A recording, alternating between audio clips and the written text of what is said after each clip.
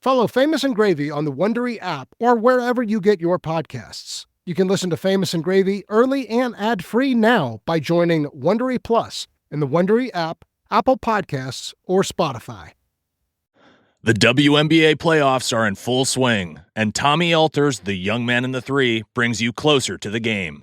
Get complete WNBA playoff coverage as Tommy sits down with the game's biggest stars and delivers unmatched analysis.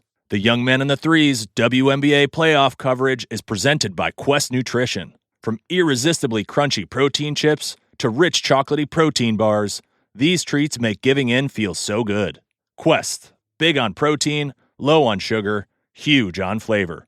Shop Quest on Amazon at amazon.com/Quest Nutrition and enjoy all the WNBA action on The Young Man in the Three wherever you get your podcasts. Fall is here, and it's the perfect time for grilling. From tailgating to cozy family dinners, Omaha Steaks delivers the world's best steak experience right to your door. As America's original butcher since 1917, they offer USDA-certified tender steaks hand-cut by master butchers in the heartland. Enjoy juicy burgers, convenient comfort meals, and game day favorites like chicken wings and deli-style franks. Their grass-fed, grain-finished beef delivers exceptional marbling and flavor that professional chefs trust worldwide. Plus, every bite is backed by their 100% satisfaction guarantee. Get fired up for fall grilling with Omaha Steaks. Visit omahasteaks.com for 50% off site-wide during their Red Hot Sale event, and for an extra $35 off, use promo code EATSTEAK at checkout. That's 50% off at omahasteaks.com and an extra $35 off with promo code EATSTEAK at checkout. See site for details. This is Famous and Gravy, biographies from a different point of view. To participate in our opening quiz, email us at hello@famousandgravy.com. Now, here's the quiz to reveal today's dead celebrity. This person died 2011, age 56. He dropped out of Reed College in 1972, and he once told a reporter that taking LSD was one of the 2 or 3 most important things he had done in his life. That sounds like it could be one of my uncles, but no clues. The only famous person I know that really loved LSD was Cary Grant. Not Cary Grant. Good guess, but not Cary Grant. In the early years of his career, his meddling in tiny details maddened colleagues, and his criticism could be caustic and even humiliating. But he grew to elicit extraordinary loyalty. I don't know who that could be at all. Reed College and LSD. It's hard to know what to make. It'll click into place. Click into place. Peter Falk. Not Peter Falk, who I do want to do at some point. Not Peter Falk. Good guess. In the 1990s, he bought a tiny computer graphics spin-off from director George Lucas and built a team of computer scientists, artists, and animators that became Pixar. Yeah, still no.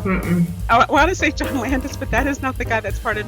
That's a whole. Not John Landis. I like that guess, though. I think he's actually still around, too. Not sure. I know, all right, we'll look it up. All right.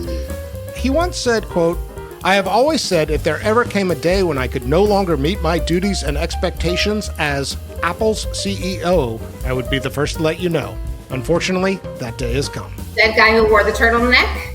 Steve Jobs? That's Mr. Jobs. How can I remember his name? Steve Jobs. Today's dead celebrity is Steve Jobs. We started with nothing. So whenever you start with nothing, you always can shoot for the moon. You have nothing to lose. And we got a collection of, I think, some of the finest computer scientists in the world that just went and did it. And that's why I go to work in the morning, is to hang around these type of people. They're fun. They play in punk rock bands on the weekends and all sorts of stuff.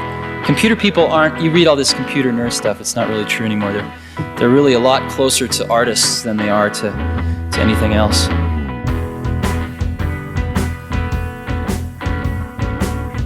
Welcome to Famous and Gravy. I'm Michael Osborne. And my name is Leslie Chang. And on this show, we choose a famous figure who died in the 21st century, and we take a totally different approach to their biography. What didn't we know? What could we not see clearly? And what does a celebrity's life story teach us about ourselves? Today, Steve Jobs died 2011, age 56. I am so unbelievably thrilled to have Leslie Chang on the show. Leslie, welcome back to Podcast Land. Thank you. I'm thrilled. Okay, so Leslie and I go way back. My Origins as a podcaster began about 15 years ago when I was at Stanford, and I taught a class where I had my students record podcasts. Leslie was one of my students. After that class, the podcast took on. She stayed on to help with the show, and then after graduating, you got trained up as like an audio producer? Yeah. I did the SALT Institute in Portland, Maine, had an amazing time, did a lot of documentary audio. One of the things we did, among the many projects we worked on, was a 12-part History of Silicon Valley series. I think that is one of the more relevant touch points for this episode. If there is one figure who completely embodies Silicon Valley lore and the sort of weird combination of idealism and rapacious capitalism, like Steve Jobs is the guy to study. If you were to pick one biography of a towering figure, he's the guy. 100%. I mean, talk about origin story of Silicon Valley. He was pretty much there through the whole thing, and to your point, embodies the weird mix of idealism, revolutionaryism, hippie thinking, whole earth catalog, and then, of course, rapacious capitalism. Yeah, right. And hegemony and, you know, world dominance, but also great products that we can't seem to put down. It's all there in his story. All right, let's get to it. Category 1, grading the first line of their obituary. Stephen P. Jobs, the visionary co-founder of Apple, who helped usher in the era of personal computers and then led a cultural transformation in the way music, movies, and mobile communications were experienced in the digital age, died Wednesday. He was 56. Why did they say Stephen P. Jobs? Nobody is. I felt the same way. I was like, no one knows him he is not a Stephen. Why? That leapt out at me. What leapt out to you here? My initial reaction was that I feel like Steve Jobs would have hated this as the first line of his obituary. What's missing? It's factual. I think like visionary co-founder of Apple maybe is the best phrase, but it just is missing some kind of spark or energy. Like he had so much personality. He was such a marketer. He had so much charisma. And I feel like none of this captures that.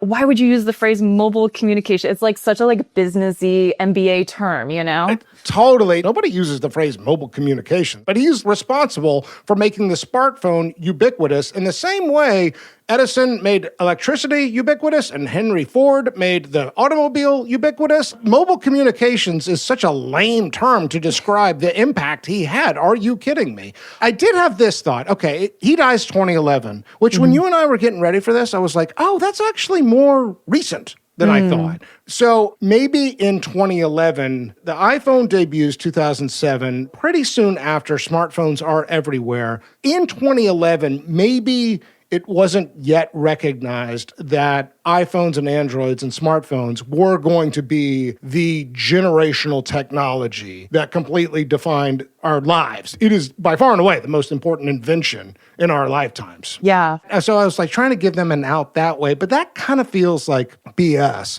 Of all the people we've ever done on Famous and Gravy, he is going to be more remembered by history than anybody else, than David Bowie, than the Queen, than Muhammad Ali. Only because he's such a obvious American historical figure of our time. And what are we going to most remember? It's not going to be personal computers. It's probably going to be the smartphone. It may be the company. It may be Apple, but it's one of those two things. And the way this obit reads, it kind of puts it all on the same playing field and helped bring in personal computers, also music, movies, and mobile communications. Like, you're right. This is so generic. It's not even generic. It looks like it was written by AI. It's awful.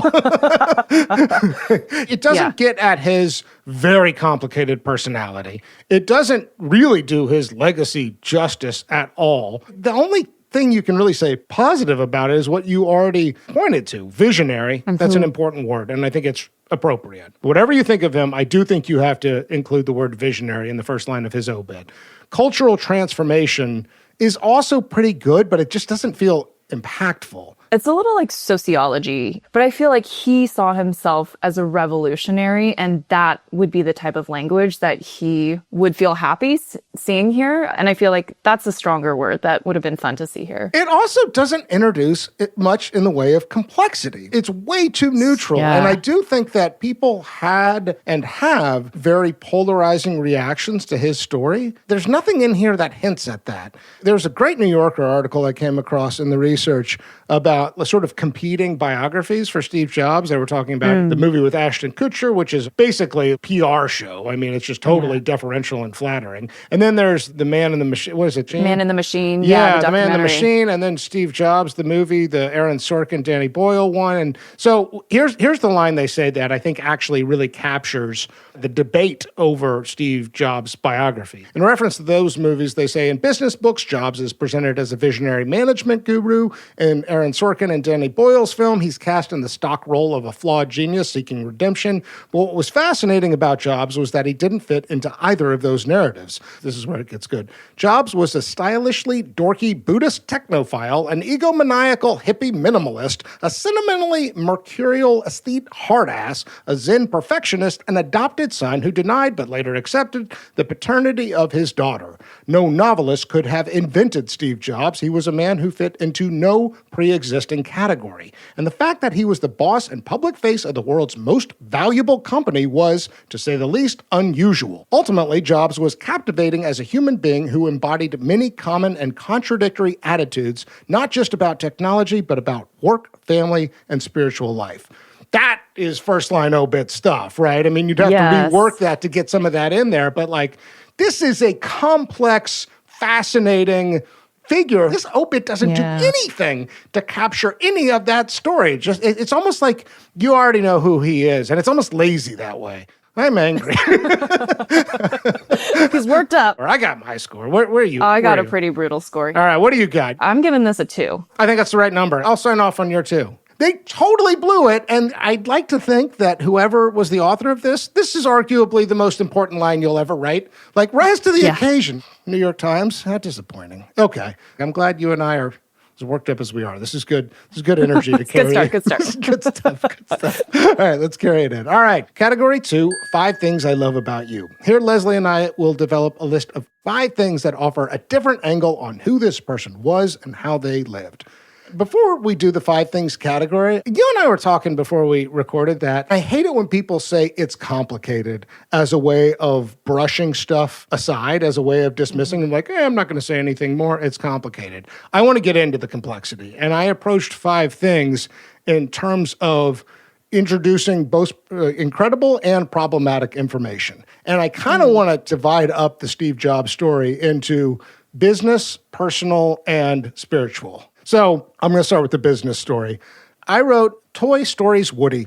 And where I'm going with this is I had a friend who said the Walter Isaacson biography is the big definitive work of Steve's life story. And I asked him, what did they miss there? He said, you need to read a book called Becoming Steve Jobs, because for people who don't know the story, Steve Jobs was the founder of Apple in the 70s. The company, goes public. He becomes very wealthy. They eventually hire John Sculley. Steve Jobs and John Sculley are good for a while. John Sculley had been CEO of Pepsi, but then later in the mid-'80s, Steve Jobs is ousted from Apple and goes into the wilderness. He goes and starts a couple of companies, most notably Pixar and Next. And then he's rehired by Apple in 1997 and eventually becomes CEO again and leads it to glory. So that's like the business story for anybody who doesn't know it. What the Isaacson biography really misses in terms of Steve Jobs' growth is what he learned during his time in the wilderness. Isaacson almost talks about those companies, Next and Pixar, as if that's how he were keeping busy until Apple came knocking again. Not in terms of how he became a better manager. And there are, if you look at it, I think, very wonderful parallels with Woody from Toy Story, right? Which is the Pixar movie that leads Pixar to glory, of which Steve Jobs was leading.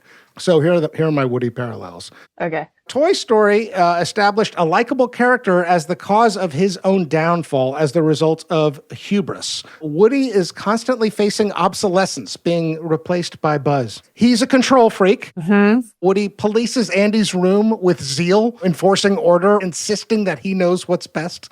This is Steve Jobs, for anybody who doesn't know. He's a bully in a lot of ways. Yeah, super forceful. Basically, he wanted things his way, and he was a control freak, and he kind of imposed that on everyone around him. Monomaniacal. Yes. Okay. Now, Woody's downfall involves exile. He is accidentally sent into Sid's backyard with Buzz, but he overcomes his weaknesses through learning to trust others. Thereby, he earns his way to becoming an even better and more complete toy. Steve Jobs became a great manager when he was in the wilderness. I think he learned something important when he was ousted from Apple. And I think just the business story, we need to give him credit for growing. Whatever else you make of him, that happened as the result of a deep break. He even says in the Stanford commencement speech, at the time, I didn't realize this was the best thing for me.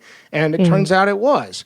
That's something I admire, Leslie. Yeah. I do think in our professional ambitions, we can develop attachments that we have a hard time surrendering and saying, maybe the best thing for me here is to not be attached and to go and try and take the pain of a breakup and learn. Maybe that's simple, but I feel like it's an important part of the Steve Jobs story. So this was like my take home from this part of his life. I love that. And when you say wilderness, you don't mean like actual wilderness. You just mean away from Apple. You mean like trees and stuff? No. I mean,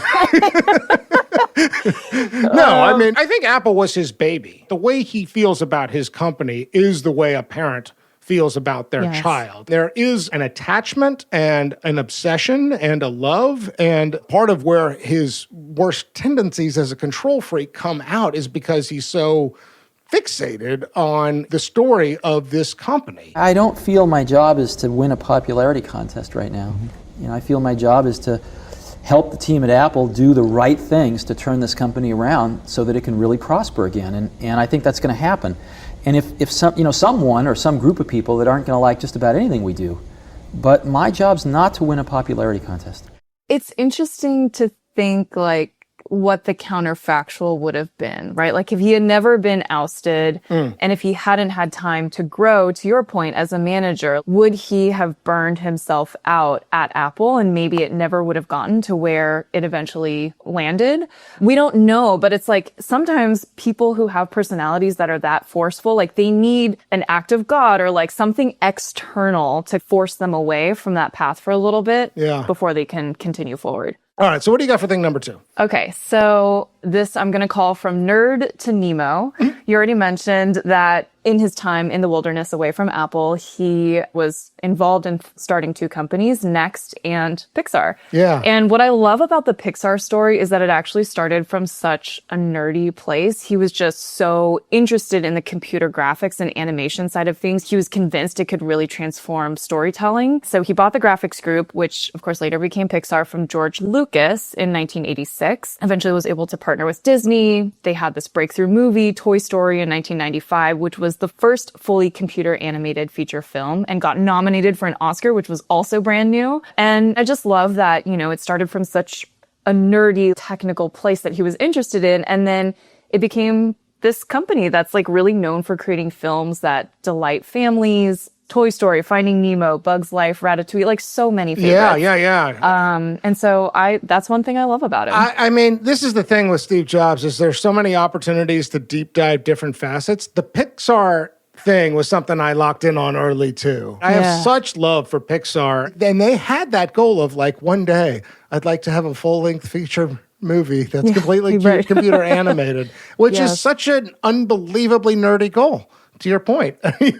What's cool about it is that Jobs also let people have center stage with Pixar, right? Like he let Lasseter take the credit. And I like that he stepped back a little bit. He empowered this group of people to make art, make beautiful art for kids and families. And he didn't have to be a center for that. Maybe that is a partial explanation for why there was such affinity for him despite his temperament. He is such a champion of nerds.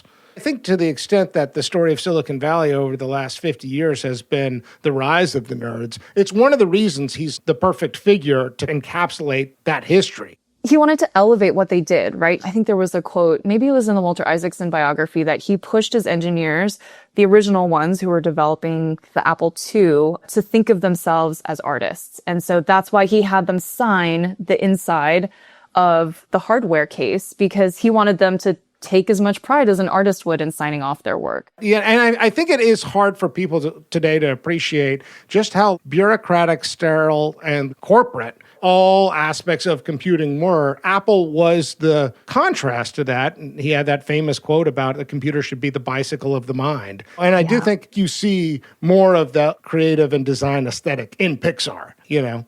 Totally. Okay, I'll give you my number 3. All right, this is a big one. And I'm stepping a little bit on a future category, but I want to talk about his family life. And the way I'm organizing this is I said stylish torn jeans. Okay, so bear with me. Go on. Go on. Because I was thinking he's actually got incredible genetics. This is another part of the story. This is like, you have to get this stuff in there, even if it takes a minute. So Steve Jobs was put up for adoption. Who were his biological parents? A Syrian graduate student and teaching assistant at the University of Wisconsin, a guy named Abdullah Jandali, and ended up in a relationship with another graduate student at the University of Wisconsin, Joanne Schiebel, and she got pregnant. She's from a very tight-knit Catholic community near Green Bay, Wisconsin. Her father is a strict Catholic, and he's dying. So she goes out then to San Francisco and finds a kindly doctor who's help arrange for private adoptions. So, right at the beginning, a little bit of frayed genes, torn genes or something, but he's sort of taken from his genetic lineage. And then his bio parents did stay together for a period of time. They had another child, Mona Simpson, who went on to be a best-selling author independently without knowing that she had this famous brother. They put it together in the mid-'80s, and Mona Simpson is like an incredible story in her own right, part of the genetic lineage. That is amazing. There's also tons of coincidence in these stories. So another accidental fray, the way he finds out about his bio parents is he's able to track down a doctor. This is after he leaves Apple, and he goes on a bit of a quest out of curiosity. Not because he hates his adopted parents, but because he just wants to know, right? And he finds this doctor in San Francisco who has a connection. The doctor won't tell him who it is, but the doctor writes a letter that says, "Upon my death, tell Steve Jobs who his parents are." The doctor dies like 4 hours later, has a heart attack. I read this too. You're like, what? Wild, right? And so Steve Jobs finds out who his mother is, which is how he tracks down his sister. He also learns who his dad was, and Mona meets with his bio dad, and the dad says something like, Mona goes to the coffee shop. He says that they had another child, but we'll never hear from him again. John Dolly says, I used to run a really great restaurant near Cupertino, and everybody used to come to that restaurant. Even Steve Jobs used to come to the restaurant. Mona, of course, looks shocked and doesn't say, well, Steve Jobs is your son. And John Dolly looks at her and says, oh, yeah, Steve Jobs, he was a good tipper. They knew each other, but did not know they were dad and son. It's wild, right? And Steve learns enough about him that he doesn't want to reconnect with him, so that he never, outs himself to his biological dad. But that he, randomly, accidentally met his father, that's some cosmic shit. You know? Yeah. One thing that I want to go back to is you said, he was curious about his bio parents, right? And not out of any negative thing towards his adoptive parents. What I had read was went out of his way to make sure that his adoptive parents did not know that he was looking for his bio parents. He didn't want to hurt them. He didn't want to make them feel any less than. I think he actually waited until his father passed away and then got his mother's blessing or something like that. Yeah. All right. So the doctor story, the dad story, the Mona Simpson story. The last thing I want to draw attention to, and we're going to come back to the kids later, of all of the characters in the Steve Jobs story, my favorite is absolutely Lisa Brennan Jobs, his first daughter, who was born out of wedlock, who wrote a memoir called Small Fry. I read 3 biographies and read a ton of articles and watched a bunch of interviews and documentaries and all that stuff. In going through it all, she is, for me, the most compelling figure, in part because of her self-awareness. Again, we're going to get into this more later, but in the case of both Mona, his sister, to some extent his birth mom, Joan, and especially with Lisa, there is a strong case for a man who's trying to make amends. He sees that there was a tearing and a fraying of his family of origin. I mean, the story with Lisa, I guess we should talk about this, because it's probably the greatest sin in the Steve Jobs story. Yeah, I mean, basically, the way I read it, Chris Ann, who was Lisa's mom, told Steve, hey, I'm pregnant. They were kind of falling out of love at the time, not really a thing anymore. And Steve Jobs, he was on the precipice. He was about to make this meteoric Apple's rise on a with rocket Apple. ship, yeah. Exactly, yeah. And he is angry. He is in denial. Basically, kind of contorts his mind in a way to try to make it so that to create this reality that he's not the father, but of course he is the father. There's a lawsuit that's involved. Yeah, he denies paternity, but then the court orders a test. It confirms that he is the father. He signs an agreement 4 days before Apple goes public about what he's going to pay for child support. Had that happened a week later, everybody would have looked at it and been like, you got to pay a lot more than this, right? Yes, right. There's even an 82 article profile, I think, in Time magazine, where he all but says, she was sleeping around, hard to know. Yeah. I don't trust those tests. He eventually begins a process of copping to it, but not until she's 7 or 8 years old, and not until he's ousted from Apple. And then the process of reconciliation is complicated and problematic. When you listen to Lisa, she's clearly somebody who did a lot of work on herself. Yes. Her memoir is really interesting because she basically tries to make the point that, look, here are all his sins. I love him anyway, and this is my attempt to reclaim my own story. I found her to be certainly not just the most sympathetic, but in a way the most interesting person for understanding who this guy really was. He's weird. He's, as a dad, really weird. Super weird. There's awkward moments. He's mean to some of her friends in places, but for all his faults, he does try to repair the relationship. He tries to make amends. So, Torn Jeans, I do see a broken man attempting reconciliation imperfectly. I don't think he has the tools for it. Maybe he's not wired for it. But I want to give him the benefit of the doubt on that front, especially by the end. Okay, what do you have for thing number 4? Okay, this is a little bit of different tone, but he was an incredible storyteller. I work in marketing now, and when I look at Steve Jobs, I'm like, he is an incredible marketer. He has natural charisma, but by all accounts, he also really tried to develop his stage presence and that marketing intellect, I think. Yeah. He really knew how to tell a story and get people bought in. He's so good about here's the problem, this is our solution. This is the villain, we're the hero. It's just so simple and basic, but it works, and he gets people, he just reels them in. That's interesting, because I think the same aesthetics that he brings to product marketing and developing an iPhone, an iPad, a computer, whatever, are the same principles he brings to marketing. Strip it down, simplify it, great craft, hide the genius so that you just hold the thing and you can imagine what's built into it and the thought that goes into it. I think that is absolutely true in his marketing skills as well. Totally.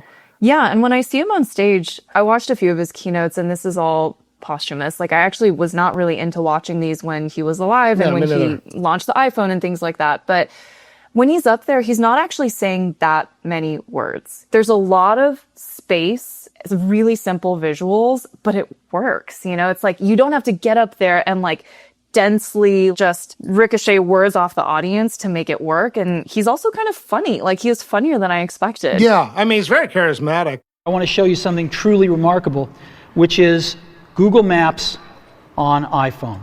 I hit our Maps application here. I'm going to search for Starbucks. There's all the Starbucks. I can get a list of Starbucks here, so I can pick that one if I want. And let's give them a call. Starbucks, can I help you? Yes, I'd like to order 4,000 lattes to go, please. No, just kidding. Wrong number. Thank you. Bye-bye. Okay, I'll give you my thing number 5. Okay. Bad Buddha. Yeah. I love this. I love this. This is a place to talk about the reality distortion field. Yes. People would refer to this as the RDF. This is the phrase that members of it was the original Mac team who came up with this. They used it to describe his uncanny ability to convince himself and others to believe in almost anything, bending perception of what was possible. When I started on the project, I was the second programmer working on the Mac team, and Bud was my manager. And the first time I met with Bud, I said, well, what's the schedule? When are we supposed to get done by? About 10 months away. And I knew it would take at least 2 years to do what we were doing. and he told me that Steve had a reality distortion field, and Steve could convince anybody of anything, so Steve did not accept a reasonable schedule, so the schedule had to be in this distorted reality. Do you remember Nick Weiler? Yes, Nick Weiler. How could I forget him? Yeah, so Nick and I are working on a show together with Stanford Neuroscience, From Our Neurons to Yours. We just did an episode on psychosis. There was a person with lived experience around psychosis, and she kept using this phrase, consensus-based reality. Like, this is a woman who, and when she was 17 years old, she's like, the first time I was having a psychotic episode, there was a grape flying, and nobody else seemed to notice this grape. And I was like, shouldn't somebody point this out? She's had to navigate, hallucinations and voices and all kinds of things. And she was using this term consensus-based reality, which I'm like, I loved that term because it's like, reality is actually up for debate. Reality is actually up for debate.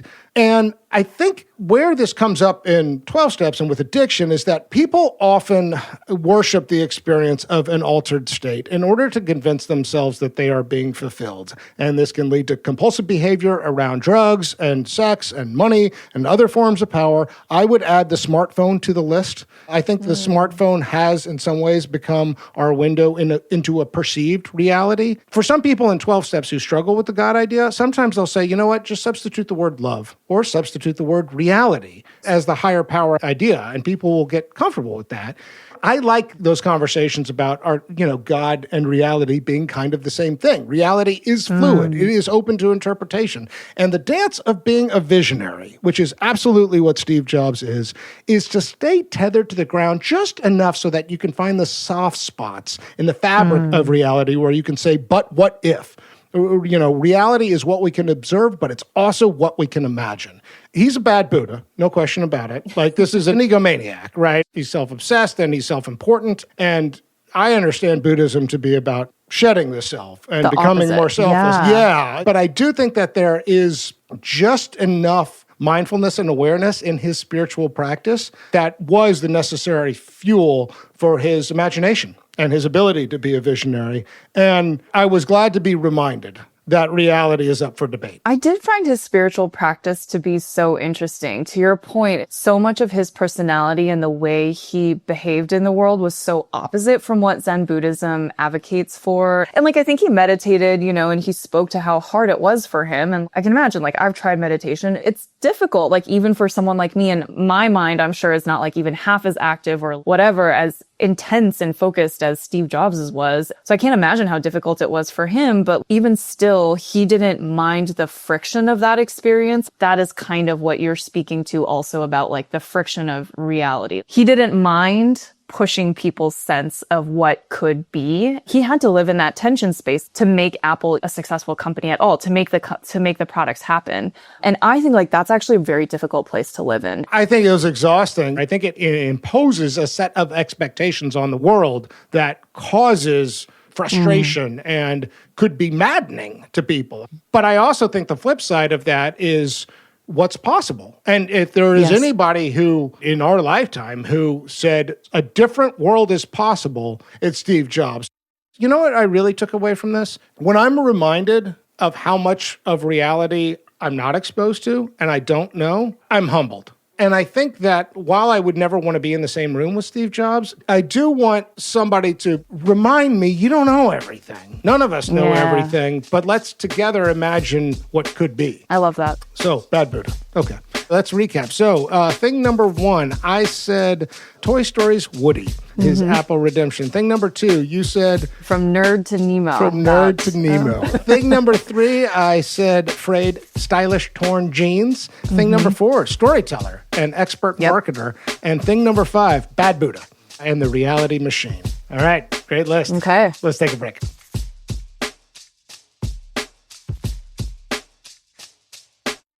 When it comes to hiring great talent, Indeed is all business needs.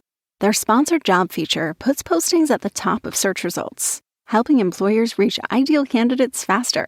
With 45% more applications than non-sponsored jobs, according to Indeed data, businesses can build their dream team without delay.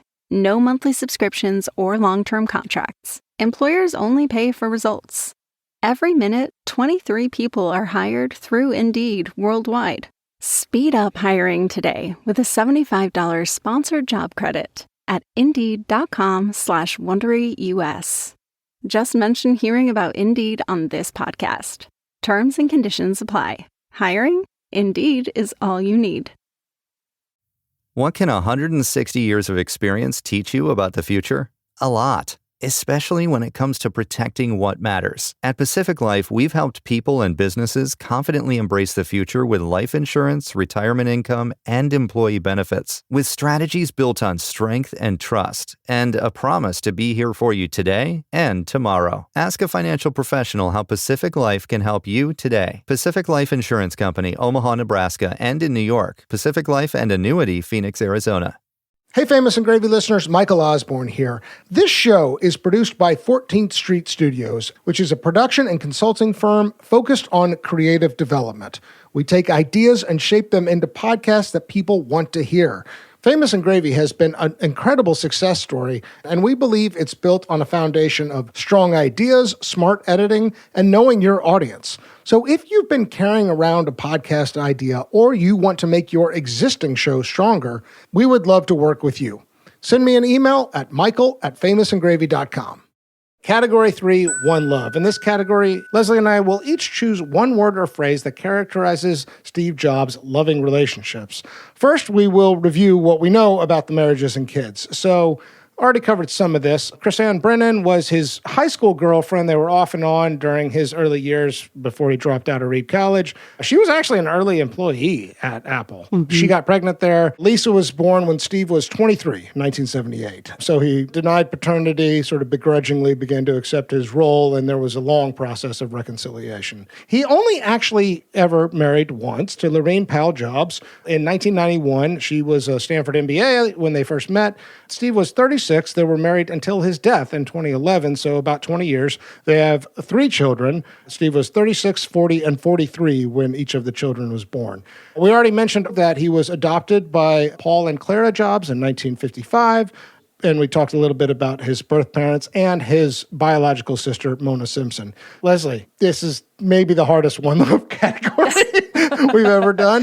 You go first. Yeah. You do this. My One Love word is garden. And I was really thinking about his children. And so, we talked about how he has kind of this mixed family, a blended family, Lisa from Chrisanne, and then 3 children with Laureen. And Lisa actually lived with Laureen and the 3 kids for a period of time. Yeah. And so they were all under one roof. And so to me, it's like the metaphor is like it's a garden. There's a mixture of plants. There was a bit of uneven care, right? Yeah. That he neglected certain parts. I think Lisa speaks to this really beautifully. The hot and cold, he could be really wonderful and so sweet. She has this journal entry where she's like, I love my dad. I love him. He's just so wonderful. And they have these beautiful experiences together. But there's the flip side. There's a lot of neglect too, cold shoulder. He does work a lot. And that's not just for Lisa. It's like across the other 3 children too. Yeah. But like a garden with a gardener, he's capable of growth. He shows that he does have some regret towards later in his life. He expresses that he wishes he had spent more time and care with his children. And it wasn't perfect like garden ever is. Yeah. And I really like this as a metaphor for his family. I think that's a beautiful metaphor. You're right. Not every plant flourishes in the garden. Some get neglected. Some are ornamental. Some are edible. And they have different needs. Yeah, and they have different needs. That's a really spot-on metaphor. I mean, it's very hard to come up with something that gets at the fracturing, the complexity. Steve Jobs, I feel like we need to say this at some point, was attracted to the counterculture in an important way. Like, there is a little bit of hippy-dippiness to Lisa's origins, right? She's born on a commune in the 70s. I like garden in that it's evolving and organic, and there's some neglect in there, but there's also beauty. And there's also growth. What's your One Love word? Okay, I'm not sure I can say it, but I'm going to try. Sfumato. It's an Italian word. Oh my God. Are we in IKEA? Oh, okay. S-F-M-A-T-O. It's an Italian word, sfumato. And I'll tell you how I came upon it. It is a technique that Leonardo da Vinci apparently used that blends tone and color and that you see in the Mona Lisa's smile. And I came to Mona Lisa because he's got a sister named Mona. And my God. And a daughter named Lisa. And it's enigmatic, and it's a confluence of elements that transcend a simple likeness, and then they become a sort of universal depiction of humanity's inner life. This is the technique sfumato that apparently I don't know if it's a nonsense word. I guess it's just Italian. It feels like a nonsense word to me. What other words begin SF?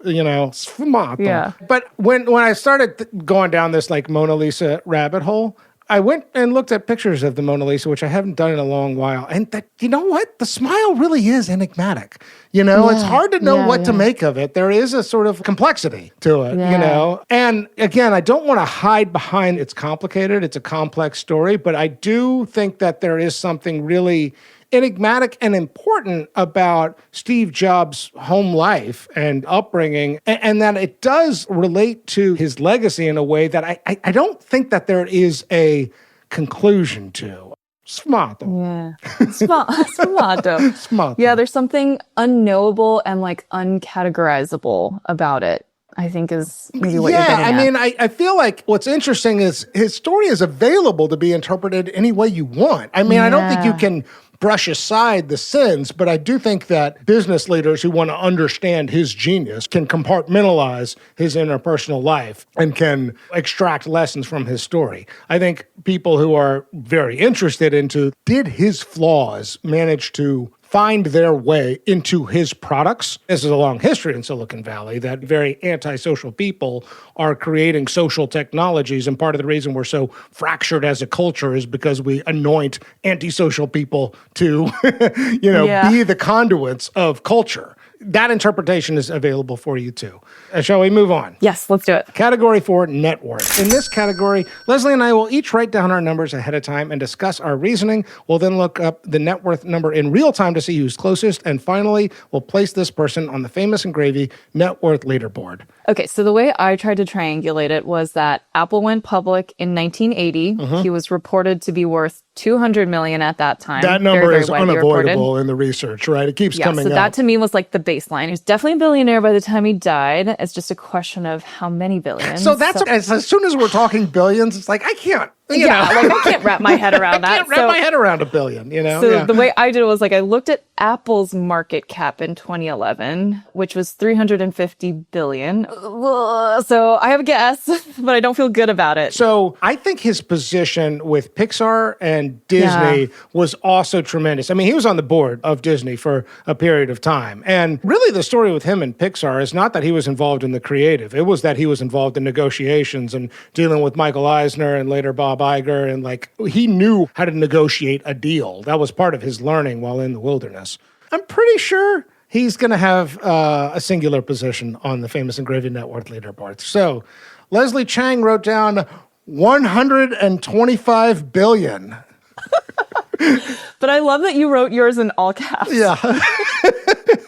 And Michael Osborne wrote down $20 billion. The actual net worth number for Steve Jobs, $10.2 billion. That's too much money. That's too much money. Nobody should have $10.2 billion. I'm sorry. I did you look into at all about Laurene Powell Jobs and philanthropy? Yeah, I found that so interesting because Steve Jobs was very not philanthropic during his life. Or at least obscure about it. Like we know very, very little. He was either not philanthropic or super hidden about his philanthropy. She seems to be that is what she's all about. That's what she's all about, but it's also very opaque. She said, it's interesting. I wanted it to be more about the cause and less about the funder. That one of the things that happens with philanthropy is people want their name attached to things, which makes sense if you've got that amount of money. But it is a sort of surprising quality of his legacy and how that money's being spent. Okay, with $10.2 billion, I am happy to say that he has displaced H. Ross Perot as the number one on the Famous and Gravy net worth leaderboard. We have a new all-time leader, Steve Jobs. He is at a dinner table all by himself. That makes sense. He is a one of one. Steve Jobs, congratulations. You are our current leader on the Famous and Gravy net worth leaderboard with $10.2 billion. Let's Makes move sense. on. Category 5, Little Lebowski Urban Achievers. They're the Little Lebowski Urban Achievers. The Achievers. Yes, and proud we are of all of them. In this category, we each choose a trophy, an award, a cameo, an impersonation, or some other form of a hat tip that shows a different side of this person. What do you got? So I have a parody. The actor Noah Wyle portrayed Steve Jobs in the TV show Pirates of Silicon Valley. Yes. It aired in the late 90s. Yeah, I remember when this came out. It was kind of a big deal. Anthony Michael Hall was Bill Gates. Yes, yeah. And so for the 1999 Macworld event, which is where they're unveiling products and there's a keynote speech, et cetera, Jobs actually invited Wiley to basically parody him on stage. So at the beginning of the keynote, instead of Steve walking out, it's Noah Wyle. And the audience just goes nuts. Like, they are so excited. It was a really short impersonation, but I thought it was pretty good. And then what I thought was really funny was that Jobs comes out partway through, and I'm sure they like pre-scripted it, etc. And he's just like, no, you're doing it wrong. Some really, totally, wildly, insanely great new products. We have got products that are going to make... That's not me at all.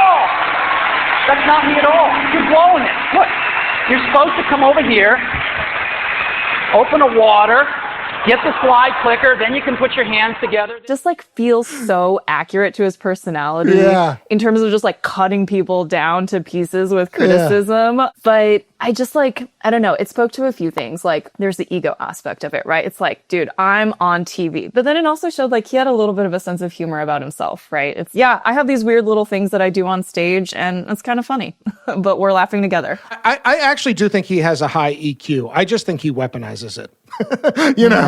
I think that my point earlier about one of the narratives around Silicon Valley is that we empower antisocial people who then become the arbiters of our social technologies. I think that some of those figures are lacking social skills. Steve Jobs is aware of social skills. I think he just deploys them in a manipulative way, the whole reality distortion field. But I actually think he's empathic. He can read people. I think he can read emotions. And to some extent, I think he can turn that gaze on himself at times and in places. And that's kind of what I hear in your Lebowski there. Yeah.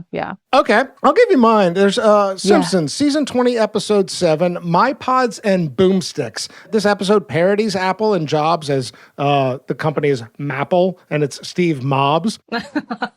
There's this 1.5 minute or so clip that has so much in it. There's a product announcement and Steve Mobs appears on a big screen. Bart hijacks the audio so that he's like, I've got a big announcement. You're a bunch of idiots or whatever. And so... Attention Mapple Universe. Prepare for a live announcement from Mapple founder and chief imaginative officer, Steve Mobs. You're all losers. You think you're cool because you buy a $500 phone with a picture of a fruit on it? Well, guess what? They cost $8 to make, and I pee on every one. Traitor! Your heart is blacker than your turtleneck. And two things happen. One is the comic book guy comes in and a parody of the 1984 Super Bowl commercial, the famous one, which is like one of the first big Super Bowl commercials, by the way. Like, that's a milestone. And he throws the axe. And then when all of the Mapple store employees discover what Bart's done, they take their ear pods out and start whirling it like a lasso. And they're like, how dare you criticize our fearless leader? They actually, in this short parody, really get at the cult-like following of Steve Jobs from the Mapple store people. So that was my Lebowski. All right, let's take one more break.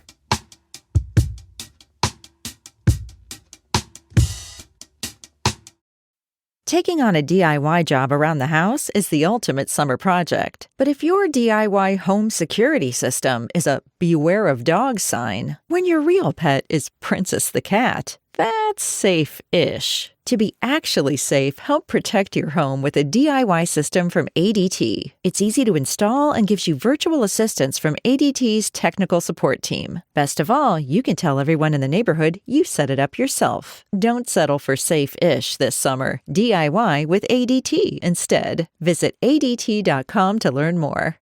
If you're waiting for your AI to turn into ROI and wondering how long you have to wait, maybe you need to do more than wait. Any business can use AI. IBM helps you use AI to change how you do business. Let's create smarter business. IBM. Okay, category 6, words to live by. In this category, Leslie and I will each choose a quote. These are either words that came out of this person's mouth or was said about them. I struggled with this one. I looked at so many Steve Jobs quotes, and I wanted to pick something that wasn't super widely known or really, stereotypical or whatever. But or kind of lost its punch because it was shared so much, or yeah. Exactly, yeah. But I just and I know this one is so common and popular, the one that I chose, but I just kept coming back to it as the thing that rang the most true to me. It's from his Stanford commencement speech, and he says, "You can't connect the dots looking forward. You can only connect them looking backwards. So you have to trust that the dots will somehow connect in your future. You have to trust in something, your gut, destiny, life, karma, whatever." In this question of what makes for a good life, there is part of it is the story that you tell about it. Not necessarily externally to other people, but the story that you tell yourself, right? Yeah. Like, how do you do the sense making of this random left turn that I took, this random job that I did, for him, this random calligraphy class that I was really interested in.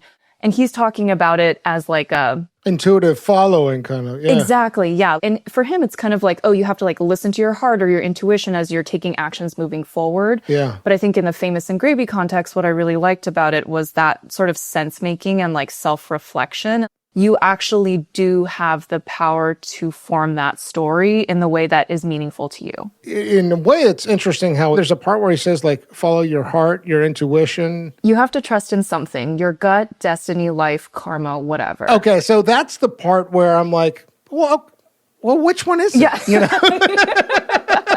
Those are maybe very different things. Your gut, your heart, your intuition, your karma, destiny, whatever. I do know what he means.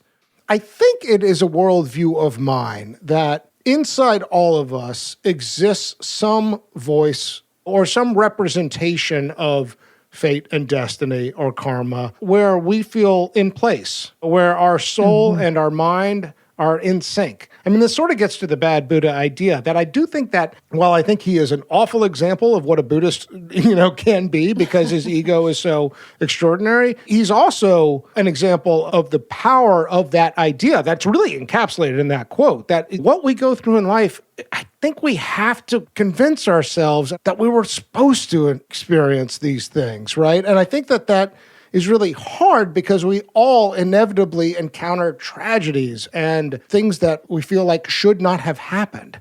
The only way to move forward in life is to believe in, as Steve Jobs put it, whatever, and it's to believe that somewhere in there is meaning and truth, and trying to reconnect with that is the process of being a human. It really does get back to my point number 5 about being open-ended about the higher power thing or the reality thing or the love thing. People talk about that Stanford commencement speech as if it's the greatest commencement speech of all time. I think it's very good. There are things about it that are kind of weird in hindsight. Yeah. The way he talks about his cancer and then but now I'm okay.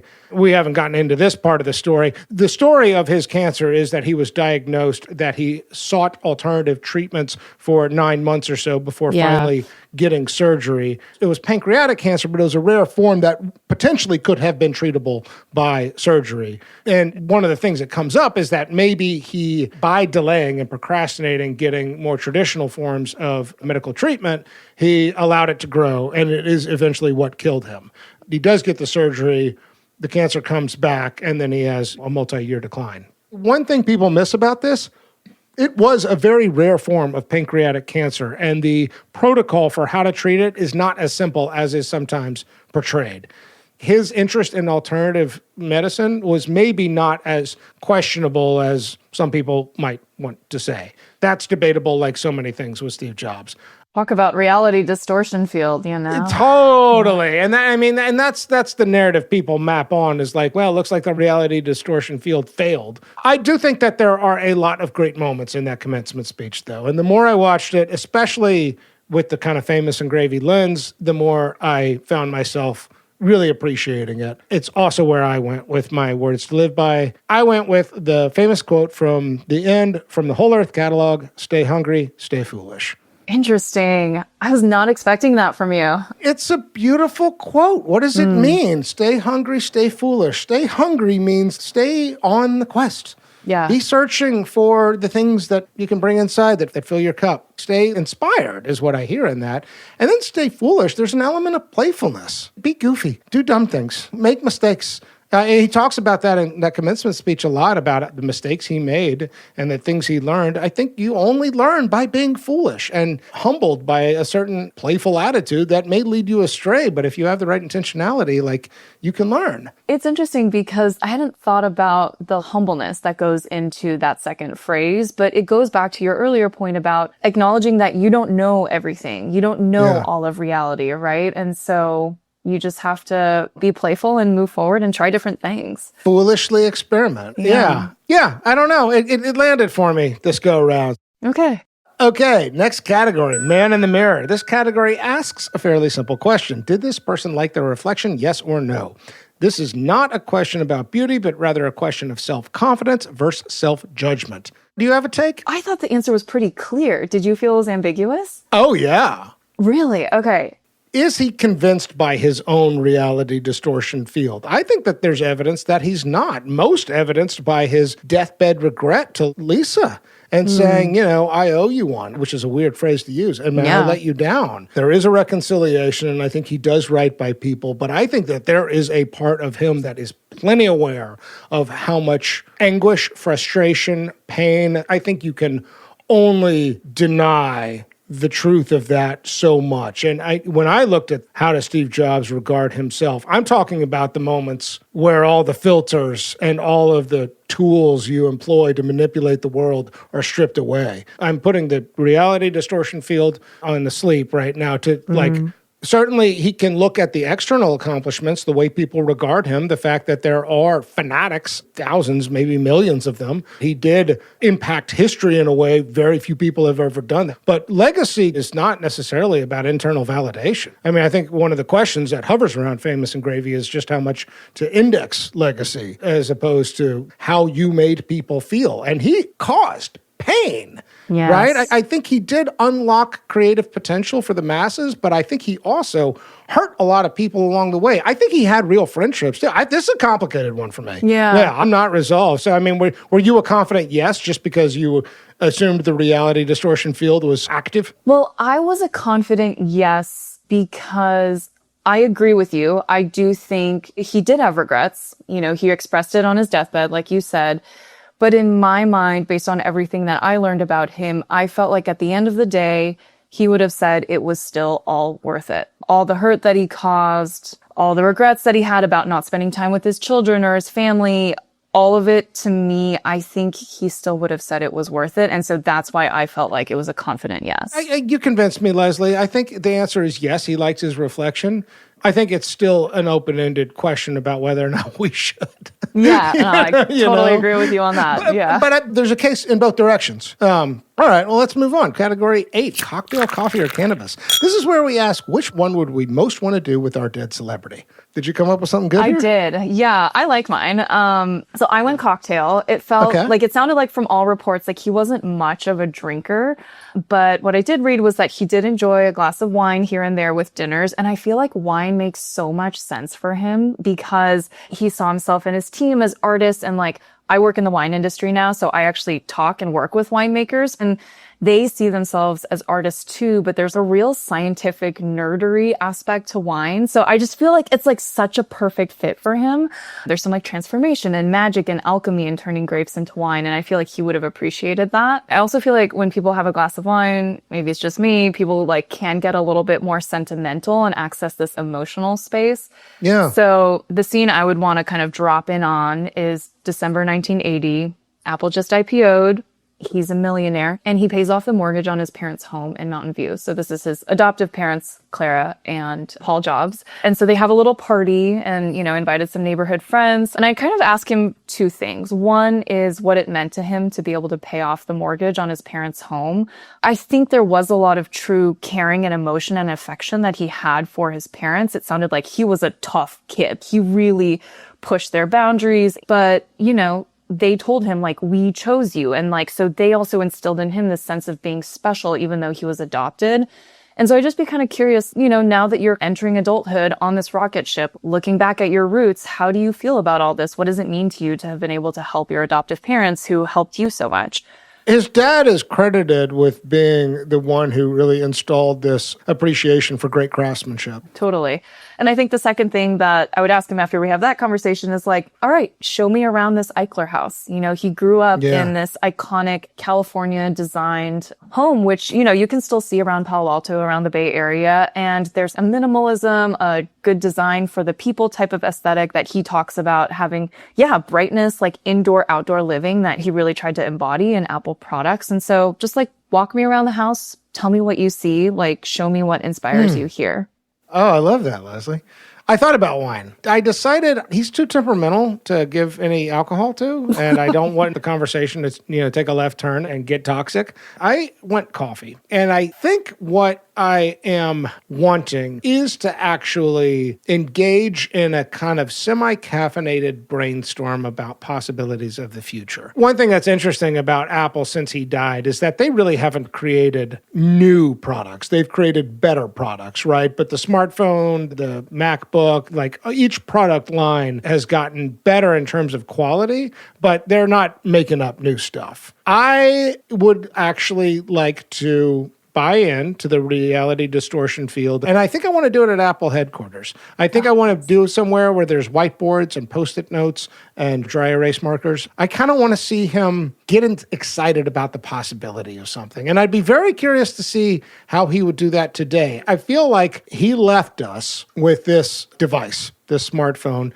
that has all but ruled our lives ever since. Yeah. And I don't think that is the end destination for technological innovation. Like the automobile before it or the train before that, the story of industrialization over the last 300 years has generational technologies. I don't think we're done just because we have a smartphone now and everybody's got a computer in their hand. So I'd like to see where this goes next. I imagine it would be infused with some kind of idealism. But one of his geniuses was obviously helping people appreciate that he can meet a need that they haven't even yet recognized for themselves. So what is the need that we don't see right now? Exactly. That's exactly the way to put it. What is the need that we don't see? Okay. We have arrived. Category 9, the Vanderbeek, named after James Vanderbeek, who famously said in Varsity Blues, "I don't want your life." In that Varsity Blues scene, James makes a judgment that he does not want a certain kind of life based on just a few characteristics. So here, Leslie and I will form a rebuttal to anyone skeptical of how Steve Jobs lived. Let's start with a counter-argument. I think there's a loneliness that exists with $10.2 billion. I think he actually had some important relationships. The marriage, from what I can tell, to Lorraine looks like a good marriage. There's a line where she and Steve and Lisa are in group therapy when Lisa's a teenager, and apparently Lorraine says, "Look, we're just cold people." Wow. I was like, well, that's honest, I don't know how true that is. I bet Lorraine probably didn't like reading that all that much, but I think he caused pain. And I think he caused pain for people who loved him and needed him. Most importantly, Lisa, I think there's bridges burned in his work relationships. I mean, I think the relationship with Woz, for example, I think they're friends, but that story about Jobs undercutting his cut of something they did at Atari was sort of like, dude, what the hell? I know. One reason you might not want this life is that there was an effort to replace human connection with technological innovations, perhaps, or at least you could make that case. I would not want that. I see in that loneliness, a materialism, a missing out on some of the more important things that make life worthwhile. Yeah, I mean, like, I'm a young parent, you are too, and I think, again, the prioritization of a company over your own children is something that I have a really hard time personally understanding. I get that that's where he was at, but that is not the type of regret that I want to have on my deathbed. That's something I'm actively trying to not have. I do think he's better at it the second time around. Yes. The kids with Lorraine. Yeah. And I think, and I didn't come across this in my research, but like, I don't know if he felt any complication about the invention of the iPhone. Like, obviously, I'm sure he loved seeing it in everybody's hands, but now there's this whole conversation culturally about it being the antisocial generation and like smartphone addiction. We're all in our own filter bubbles. Yeah, all of it. Yeah. And like, I don't know how he would have felt about that either, right? Yeah, how much he could have heard those criticisms. Totally. We can't do with it and we can't do without it. It is changing our social nature in fundamental ways. Those may be good or bad, right? It may just be that we learn to socialize differently. And this is all just in the grand scheme of things, very new. It has good things about it, but in some ways it may be for the worse. I don't mean to resolve that question, but I think that case can be made. I was going to say, this is it's a hard one for this episode, right? But like for me, and I was just in thinking about what might be the strongest case for. Yeah, let's move to what is the number one reason for you? He had this other quote, which was like, my job is not to be easy on people. My job is to make people better. That's a complex quote. There's ways in which you could be like, oh, that's his way of justifying being an asshole to people, right? But if you think about him as a leader and trying to get products out into the world, it does take people to get there. And I think one of the big accomplishments of him as a leader is that he was able, whether you agree with his methods or not, to inspire and push people to actually get there and to have that level of influence and charisma. And I think would be kind of amazing to be able to see and to live through. I do think Apple is an extraordinary company in ways that we don't completely appreciate. And I'm not just talking about how much money it makes. The people I know who have been there, while it all absolutely feels like they're drinking Kool-Aid, and the Steve Jobs Kool-Aid in particular, there is enough of a value standard that everybody is aiming for in terms of bringing high quality things to everybody so that there is a almost democratization of access to art and design. Mm-hmm. That is an incredible culture to create within an organization and then to spread around the world. So his legacy is desirable and is something that should go into the, I would want that life, because I would like to create things that on balance help and improve people and give people power. That is an extraordinary thing. I do see redemption of him as a business leader. And I do think that his story of somebody who had to be humiliated by being kicked out of Apple and acquire some level of humility to grow into the leader he became, I think that's overall an upward staircase story. And I also do think he did it imperfectly and he did not get there fast enough. But his attempts to make peace with his past and really make amends for his sins are genuine. There's even something enviable about his idealism. You and I did this Silicon Valley series once upon a time where we looked at the way that idealism can provide avenues for rationalization of really awful behavior and how that plays out in tech companies. And I think you can rationalize being a jerk and treating people awfully if you think not only are you making products people want to buy, but that you're making the world a better place. It is sort of dangerous to weave those things together. But I don't doubt the virtues of that intentionality, right? I do actually think that he was on some level genuinely interested in making the world a better place. I think the word that you said in there that stuck out the most to me was about intention. For however complex a character, like whether you like him, whether you don't, I do think Steve Jobs lived with intention. And at the end of his life, he can say, everything I did, I pretty much did on purpose. He wasn't someone who was just like, okay, here's the hand I've been dealt, or here's the path that life seems to be taking me on, or that the universe is pushing me towards. He's like, I'm going to create my own path and have that intention every single step of the way. That's pretty powerful. That is a desirable way to live, you know? Part of the skepticism I've had throughout the conversation, and it's just such a corny adage, but it just becomes more and more true the older I get, it's not about the outcomes, it's about the journey. It's not the destination, right? And I think that there is a kind of risk when there is a forcefulness and a manipulation that taxes your soul on some level. He acquires some measure of humility, but it's modest. It's not so great that it accounts for all of his weaknesses as he approaches death. But I do see an upward journey nonetheless. And I think, look, his story is a great one for poking at that question of what is the point of it all? Is it to leave your mark on history for forevermore, or is it to just go on an exciting ride and try and enjoy that for all its ups and downs? I want to be reminded that I need to enjoy the ride. Even if you're a bad Buddha, he's still a Buddha. But, Yeah. So with that, James Vanderbeek, I'm Steve Jobs, and you want my life.